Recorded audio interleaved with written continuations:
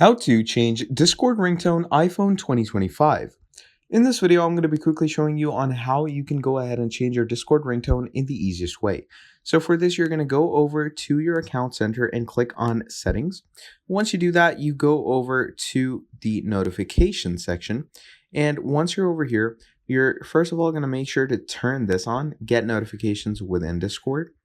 And once we have done that, what you also do is you can go ahead and switch the get notifications outside of Discord on as well.